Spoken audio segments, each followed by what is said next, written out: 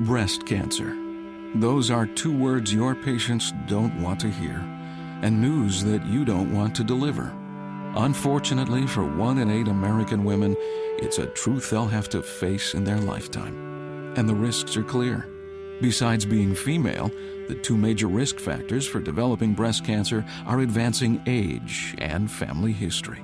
In fact, about 80% of women diagnosed with invasive breast cancer are age 50 and older. And while family history of the disease is an important risk factor, up to 80% of women diagnosed with breast cancer don't have one. Unfortunately, many women still have misperceptions about who is at risk. They think, I don't have a family history of breast cancer, so I don't need to worry. My mom had breast cancer, but I'm only 43. The good news is that with early detection, we can try to reduce the risk of breast cancer mortality. Through awareness and education, we hope to improve patients' willingness to be screened for breast cancer. To help in this effort, Lily has created the Strength in Knowing Breast Cancer Awareness Program and website. It's designed to educate women about their individual risks and provide a means for them to share this knowledge with others.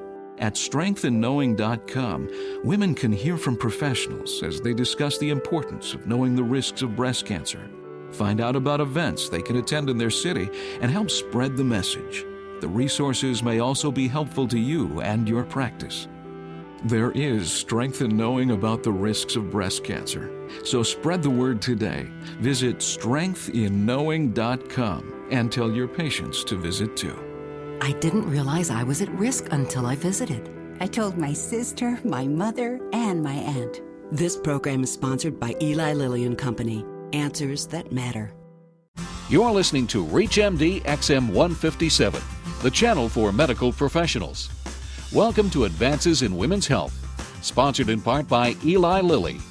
Your host is Dr. Lawrence Streicher, Assistant Clinical Professor of Obstetrics and Gynecology at Northwestern University Medical School, the Feinberg School of Medicine. The internet and direct-to-consumer marketing by pharmaceutical companies has resulted in patients obtaining much of their medical knowledge from sources other than their personal physician. Patients often arrive at their doctor's office armed with a wealth of information that may or may not be accurate, but that greatly impacts on the discussion they then have with their physician. The dialogue that ensues is often confrontational, resulting in a negative, frequently frustrating patient-doctor interaction. Today, to talk about effectively communicating with our patients to ensure that they have accurate medical information, we are joined by Dr. Jan Berger, a pediatrician on staff at Children's Memorial Hospital in Chicago, and the Senior Vice President and Chief Clinical Officer of CVS Caremark. Welcome, Dr. Berger. Thank you. Can you talk a little bit about the different communication styles that physicians use? I'd be happy to. There are 3 major methodologies that physicians use in communicating with their patients, and most of us don't think about any one of them and say, this is the type of style I'm going to use. But the first one is commonly known as the paternalistic style.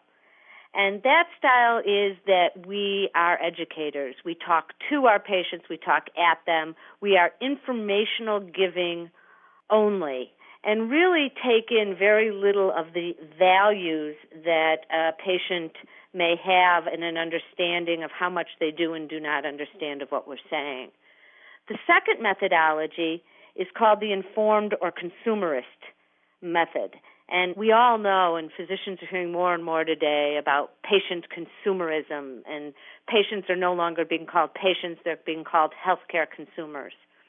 And really in that methodology, the patient is taking a much more active role in defining their issues and their problems for what they come to us for and what they want help on. We really are limited in that case to the research about the options that a patient may have in taking care of themselves, and they on their own make that decision. The third methodology, which is the most balanced methodology, and I would argue the one that most of us as physicians enjoy the most, is really an interactive communication style. We give information, but we also take in information about what's important to our patients, their values, and it's much more interactive. We get much more energy from it, and actually there are outcomes that show the patients do the best in that kind of relationship and communication interaction with their physician. Well, given that you feel that the third method is the best, would you agree, though, that there are some patients that really doesn't work for them? I mean, I've certainly had patients that say, I really don't want to know all this information. I just want you to tell me what to do. They like the Marcus Welby paternalistic approach. Do you think that that's valid for anybody?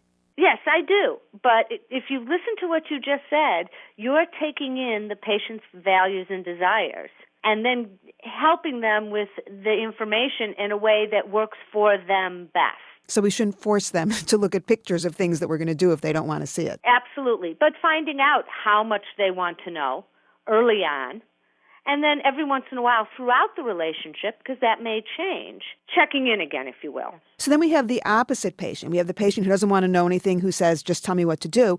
And then we have the patient who comes armed with information, which may be less than accurate, and they want to educate us, if you will.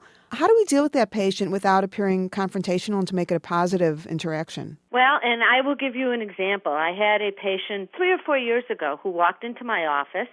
Their child had asthma, and they came in, no joke, with 175 pages off the internet. And they wanted me at that moment to sit and read all of it and then discuss it with them. And it started out very confrontational. What I did do is thanked them for the information and suggested that we have an initial conversation at that visit, but that they schedule a secondary visit for us to go over the information that they gave me as well as following up on the information I gave them. It took a very confrontational situation and actually turned it around because they felt if I was asking them to come back, that I was at least interested in what they had to say. Well, what do you do, though, when the information that they are quite confident in, they've presented to you, is really just bad information, without being insulting, without saying this is really ridiculous, this is not true? You don't want to say that, of course, but you have to deal with it. I think there's two things. You can be proactive at the beginning of a patient-physician relationship, if at all possible, giving them a couple of websites that you do feel is good information, so they aren't bopping all over getting bad information, which is very easy to do off the internet. But let's say that hasn't happened early on in your relationship with the patient, and they do come in with those 175 pages.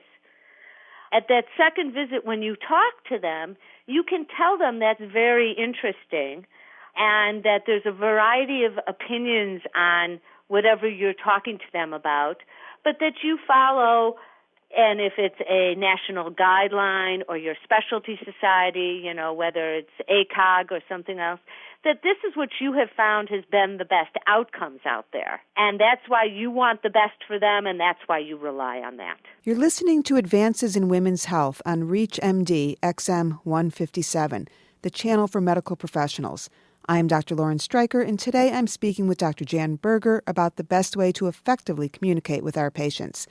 So, Dr. Berger, in trying to help our patients understand what's good information and what's not, do you ever try and talk about evidence-based medicine as opposed to popular, I wish it was true medicine? Help me on this one, because I have not found a really good way to help patients understand what is evidence-based medicine. Well, first of all, part of our problem is that we utilize the term evidence-based medicine, and that's lingo that we're very used to. Lay people don't understand what that means.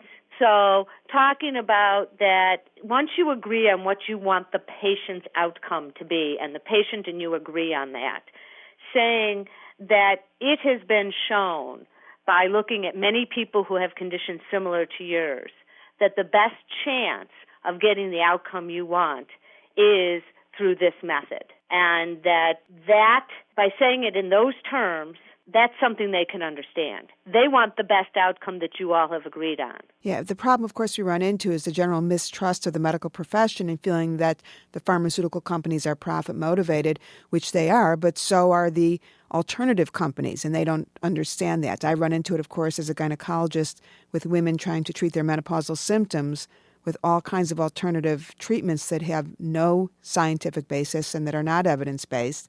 but it's hard to convince patients that, that's not the way to go for just those reasons.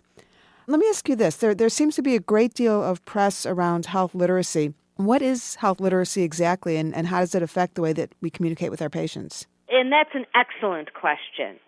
We are finding more and more, as research has been done, that patients don't understand a great portion of what we are saying to them. You had talked about evidence-based medicine. This is a term that we utilize every day that a common patient who may be highly educated but not in the healthcare field does not understand. And so it's very important that, number one, we don't assume that people who have health literacy problems are only those with low education levels or who have difficulty reading. That is one issue. But it is also understanding the terms we use and then being able to act on them. So how do we know? How do we know if a patient has understood what we've just communicated with them? There's a method that is suggested called teach back. And that is after we explain something to a patient or have a conversation with them, asking them to almost teach back or tell you what you just said, or asking them a question that will help clarify if they understood you. So if you are talking about taking a medication and you're explaining what the medicine is for and how they should take it, ask them now to kind of repeat back to you what you just said. So I've just told you about a medicine. What time of day do you think you're going to take it? That gives you an idea, did they understand it? And what things can you swallow that pill with and not? And maybe it's something you've told them they shouldn't drink citrus juice or grapefruit juice. And they say, no, I'm going to take it with water. You have some understanding that they heard you, understood you, and can then go on their own and do it. It's called self-efficacy. Now, increasingly, we hear about physicians that utilize videos in the office. What are your thoughts on that? Do you think this is a good way to communicate with a patient? Yes, actually I do. But it's just as important in the videos that patients are explained in ways and in terms that they can understand. So health literacy is just as important on a video or in a written handout that you may give them as it is with you. Well, I wish to thank our guest, Dr. Jan Berger, for helping us with the daunting task of communicating effectively with our patients. Thank you for listening to Advances in Women's Health, sponsored in part by Eli Lilly, with your host, Dr. Lauren Streicher. For more details on the interviews and conversations in this week's show, or to download the segment, please go to reachmd.com/women's health.